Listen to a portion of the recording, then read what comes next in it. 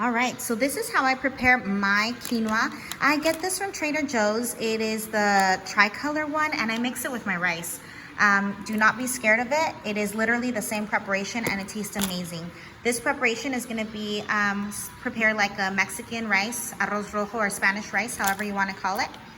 I have put a cup of rice and quinoa mixture into my strainer, and I'm just gonna be washing it off with water to also get the bitter taste of quinoa out of here.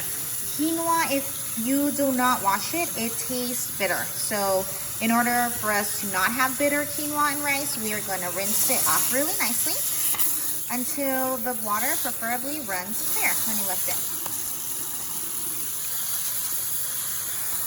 So once the water starts to run clear, just like mine did, I massaged it really, really nicely.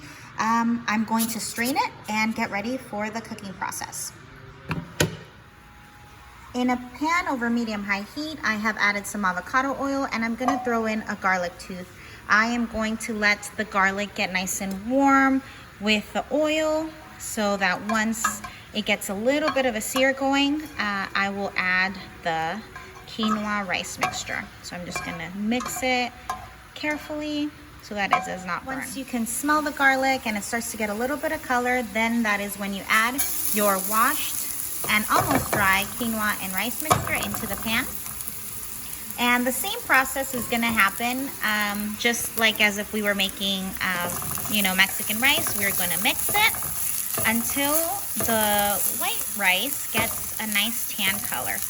This quinoa is tricolored, so you can't tell if the darker pieces are tan or not, if they have a nice color or not, so we're gonna go based off of the rice. So again, we are gonna continuously mix until we get a good color. Depending on your stovetop, on your pans, on how high or low you have it, cooking times will differ, so just keep a close eye on it until you're satisfied. Now, I am a huge fan of cooking with natural ingredients, least amount of preservatives as possible, but sometimes you just have to use canned or prepackaged goods. I have some tomatoes on hand. I would blend them, but I am going to use it for another recipe in the next following days, so I really like this one. It tastes really good. It's 3.5 ounces, so a whole pack is going to go into my pan. I find that this is a really good ratio when I make 1 cup of rice. So for 1 cup of rice, 3.5 ounces, this whole thing goes in there. And again, if you're making 1 cup of rice, it's 2 cups of water. So 1 part rice, 2 parts water. The camera's not really picking it up, but the rice is turning a nicer tan color. I do have my oven range light on, so it's not helping, but the rice is ready at this point. I am going to add, in this specific order, the following ingredients. My tomato sauce. Just gonna put that in.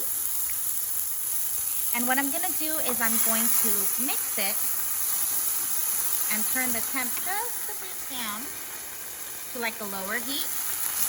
And what I'm gonna do is I'm gonna cook the rawness off of the tomato sauce. Trying to get some of that canned flavor out of here right about now.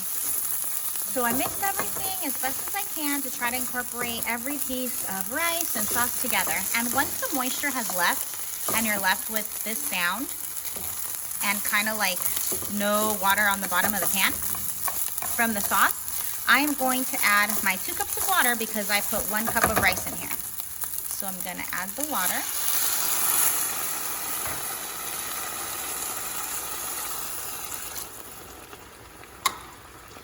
Give it a light mix. And then once this is a little bit warmer and it's fully mixed in here, I am going to add my salt.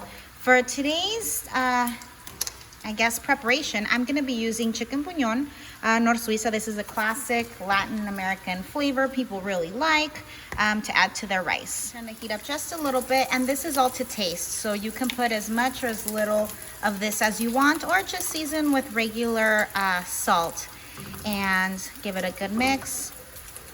And we're gonna cover it for about 15 minutes on a medium-low heat. We'll check back regularly just to make sure that it is not sticking, and you should have some really amazing tasting rice. And here we are. Check this beauty out.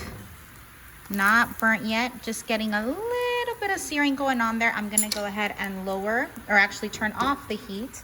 And I'm gonna add a little bit of water so that it does not burn. But here we go. Before serving, I just take out the garlic that's hiding right here. And this is amazing. It's still kind of moist. It's full of flavor. This is the quinoa. That's the different colors. There's like light, tan, and then dark. And dude, I just told my kids it's rice with sprinkles on it. They don't know. Amazing. I'm gonna be serving this over some amazing carne de puerco en salsa verde. I do have a recipe for this in another video if you'd like to watch it. Super tasty. But this is about this beauty right here. I hope you guys give it a try and it inspires you to try something new.